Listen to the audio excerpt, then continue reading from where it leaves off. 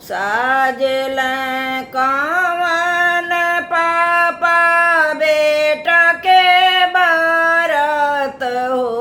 अरे धरती आकाश बादल थर थर कांपे हो। अरे जब बरियातिया बगीचा भीड़ी गईलियो। अरे बाग में कसुगवाय कास उड़ी गईल हो।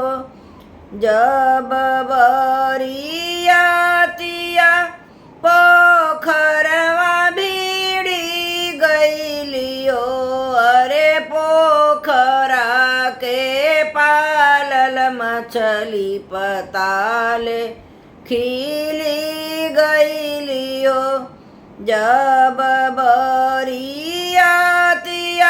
दुअरवा भीड़ी गईलियो। अरे समधी कवन समधी हनेल जवाब हो।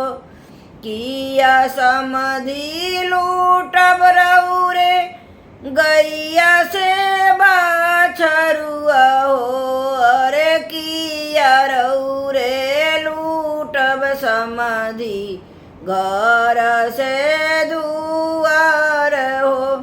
नाही हम लूटब समधी गैया से बाछरुआ हो। अरे नाही हम लूटब समधी घर से दुआर हो। माड़वा में लूटब समधी समधी नयापन हो। अरे कोहबर में लूटब समधी लक्ष्मी आपन हो। अरे कोहबर में लूटब समधी लक्ष्मी आपन हो। अरे जीनी देखी डाहो समधी हियरा जुड़ाइयो। अरे माड़वे में लूटब समधी बहुअरी हमारी हो। अरे माड़वे में लूटब समधी बहुअरी